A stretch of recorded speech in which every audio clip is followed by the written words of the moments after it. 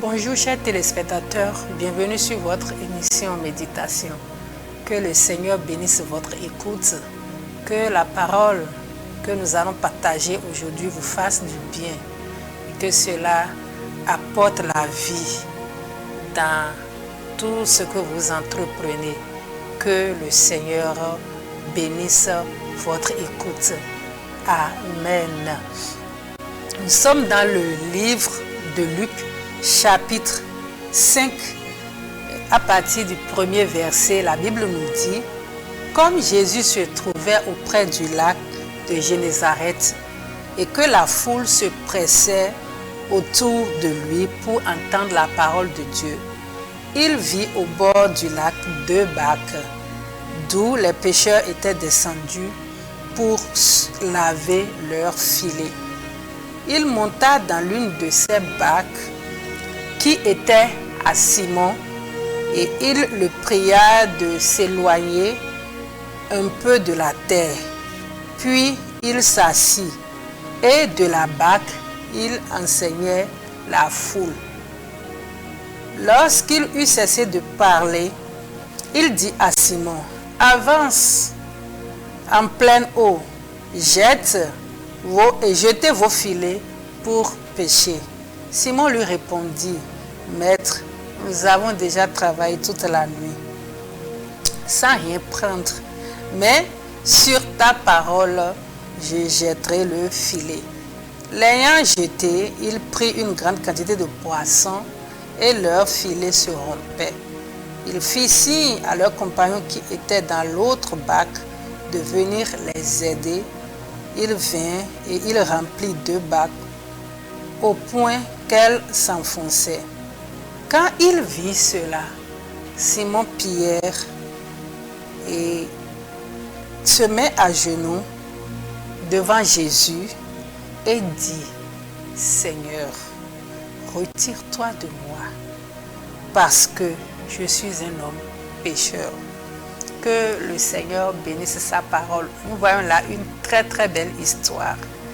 Et nous voulons juste rester dans le contexte de ce texte pour vous expliquer que ceux-là qui sont partis pêcher toute la nuit et qu'ils n'ont pu rien prendre, parce que c'est ce que la Bible nous dit ici, et les barques appartenaient à Simon, la Bible nous l'a précisé aussi. Mais ce qui veut retenir notre attention dans la méditation de ce jour, c'est le sens du sacrifice, le sens du service rendu, ce que cela apporte dans nos vies, les bénéfices que cela en découle dans nos vies. Chers téléspectateurs, chers amis, nous tous, nous confessons le Seigneur, et pour vous aussi qui ne confessez pas Christ, nous disons toujours du haut de ce plateau: vous êtes le bienvenu. Parce que le but de notre émission ici, c'est de retrouver autour de la parole de Dieu. Et cette parole nous apporte la vie. Parce que c'est ce que la Bible nous a dit. C'est en elle que nous allons trouver la vie. C'est pour cela que nous invitons aussi les non-croyants ou les non-chrétiens qui se retrouvent face à ces vidéos. Vous êtes aussi la bienvenue. Le Seigneur vous convaincra par le biais de son Esprit Saint et vous allez toucher du doigt la vérité de l'Évangile, parce que nous sommes tous mandatés à annoncer la bonne nouvelle. C'est pour cela que nous disons toujours ici, ceux qui ne sont pas chrétiens également sont la bienvenue sur cette émission, parce que le Seigneur nous a donné un mandat d'aller vous annoncer l'Évangile, d'aller vous annoncer sa parole. Donc, nous étions en train de parler d'une histoire de la Bible ici, où ces personnes-là, ils ont rendu un service à Jésus. Parce que la Bible nous a dit, il leur a dit de les amener un peu loin de la terre pour qu'ils s'éloignent un peu, pour pouvoir prêcher et enseigner au peuple. Et c'est ce que Pierre a fait. Mais la suite de l'histoire, nous sommes en train de comprendre dans les versets qui suivent que c'était déjà un monsieur qui a travaillé toute la nuit. Et ce n'est pas qu'il a travaillé et qu'il a gagné gros et il était en joie. Non, ce n'est pas ça. Parce que nous avons vu que ici, Il a fait un travail toute la nuit, mais il n'a même rien pris. Le travail ne lui a rien procuré même. Le jour-là, ce n'était pas un jour de chance pour lui. Et il était fatigué. Imaginez quelqu'un qui est de nuit, qui est de service de nuit et qui a déjà travaillé toute la nuit. Et au petit matin, où ils étaient en train de laver leurs filets et les ranger pour aller se reposer, un certain monsieur se présente pour dire: amène-moi un peu pour que je puisse être loin et enseigner la foule qui est devant moi. Il pouvait refuser. Il pouvait dire: je suis fatigué, je viens de travailler et je n'ai rien gagné. Mais il ne l'a pas dit. Maintenant, nous étions en train de dire, nous autres qui sont enfants de Dieu, souvent ces choses nous échappent.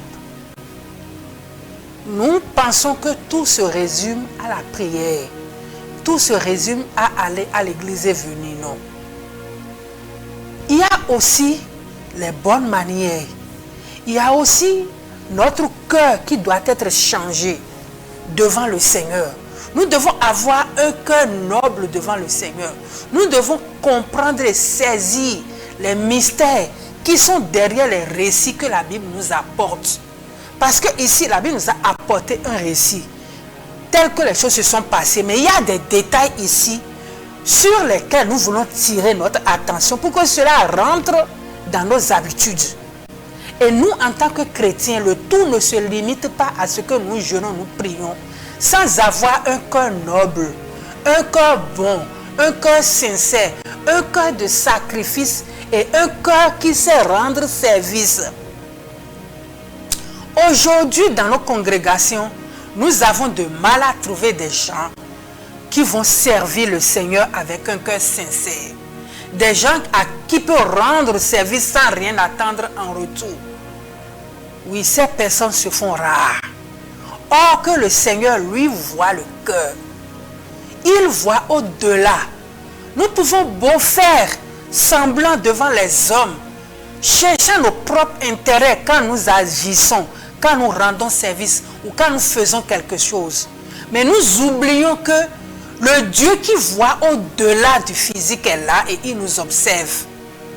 Et que nous devons avoir un bon cœur devant le Seigneur. Nous devons avoir un cœur sincère devant le Seigneur. Nous devons avoir un cœur qui sait rendre service. Parce que la Bible nous a dit, aucun bienfait ne reste sans que le Seigneur nous paye en retour. Et la Bible va nous dire encore à qui le Seigneur reste débiteur. Et la nature va nous enseigner pour dire, aucun bienfait n'est jamais perdu. Ici, ce monsieur est déjà fatigué. Il a veillé toute la nuit. Et il n'a rien fait encore. Son travail ne lui a procuré aucune joie. Mais il a rendu service. Et le service qu'il a rendu l'a amené dans l'accomplissement d'un miracle qui a découlé sur le changement de toute sa vie et l'accomplissement de sa destinée. Parce qu'après tout ce que nous avons dit ici, à la fin, le Seigneur lui a dit, viens, je te fais pécheur d'homme. Donc ici, l'accomplissement de toute une vie, de toute une destinée, s'en est découlé d'un simple service qu'il a rendu. Chers téléspectateurs, notre émission de ce jour nous interpelle et interpelle nos cœurs. À ce que nous ayons un cœur sincère devant le Seigneur. Nous ayons un cœur noble. Nous ayons un cœur juste. Nous ayons un cœur qui sait rendre service. Un cœur qui se met à la disposition des gens. Mais malheureusement, ces derniers temps, il n'y a plus ça. L'amour du plus grand nombre n'existe pratiquement plus. C'est la recherche de gain et la cupidité qui a gagné tout notre cœur. Or que dans la vie, tout ne se résume pas à la recherche du gain ou à l'argent. L'argent est certes utile et l'argent répond à tout, comme la Bible nous dit, mais l'argent ne peut pas tout nous faire. Il y a des situations devant lesquelles l'argent se retrouve impuissant, d'où il faut l'intervention divine. Si nous prenons l'exemple de cette femme qui a perdu du sang pendant 12 ans, la Bible nous a dit qu'elle a souffert dans la main des médecins. Elle a de grands biens, elle a dépensé beaucoup d'argent. Mais l'argent et sa richesse, tout ce qu'elle avait, sont impuissants devant la solution qu'elle recherchait. Sont impuissants devant le miracle qu'elle attendait. L'argent, en ce moment précis ou dans sa condition, est impuissant face à la guérison qu'elle cherchait. Chers téléspectateurs, nous devons apprendre des événements de la vie. Nous devons apprendre de la Bible. Nous devons apprendre de la vie des aînés. Nous devons apprendre de leurs expériences. Nous notons ici seulement que ce sacrifice qu'il a fait l'a amené à rentrer dans son miracle, parce que là où eux, ils ont déjà jeté le filet, ils étaient fatigués. Le Seigneur lui a dit, jette le filet à ce côté. Et en tant qu'un connaisseur, il sait que ce n'est pas possible, mais il a dit, sur ta parole, je le fais. La foi a pris place et le miracle a été opéré. À tel point que il s'est incliné pour dire, Seigneur, je ne suis pas digne de toi. Retire-toi de moi. Nous prions pour vous que le Seigneur change nos cœurs et que un jour nous puissions nous également nous incliner devant le Seigneur, devant ses bienfaits, pour dire, Seigneur, je n'en suis pas digne parce que tu en as trop fait. C'était un témoignage que Simon rendait ici. C'était un témoignage qu'il rendait. Il rendait témoignage en disant, je ne suis pas digne. Éloigne-toi de moi. Je ne suis pas digne d'un tel miracle. En fait, je pense que c'est ce qu'il était en train de dire. Que le Seigneur nous visite également. Que le Seigneur fasse des miracles aussi dans notre vie. À tel point que nous puissions aussi, nous aussi, rendre service, rendre témoignage, pour dire à Dieu, je n'en suis pas digne. Tu en as tellement fait pour moi que je n'en suis pas digne. Que le Seigneur fasse ces choses dans notre vie. Que le Seigneur nous éclaire. Que le Seigneur nous visite. Que le Seigneur nous ouvre notre entendement. Que le Seigneur ouvre nos yeux. Que nous ne passons pas à côté du jour de notre visitation. Parce que ici, il a saisi le jour de sa visitation. Chers téléspectateurs, nous prions pour vous. Que le Seigneur vous oriente. Que le Seigneur touche votre cœur. Que le Seigneur rende votre cœur sensible pour que vous ne ratez pas le jour de votre visitation.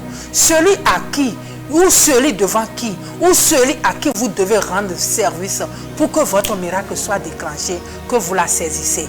Que vous ne passez pas à gauche ni à droite de votre bénédiction. Que le Seigneur vous rend sensible à son Esprit Saint, au vent de son esprit qui va souffler autour de vous, pour que vous rentriez en possession de ce qui est à vous, pour que le cours de votre destinée change à jamais. Nous prions et nous refusons que vous commettiez des erreurs qui vont hypothéquer votre avenir. Nous disons non à tout plan de l'ennemi qui va vous ramener dans l'endurcissement de votre cœur pour rater le cours de votre vie, pour que vous ne rentriez pas en possession de ce qui est à vous.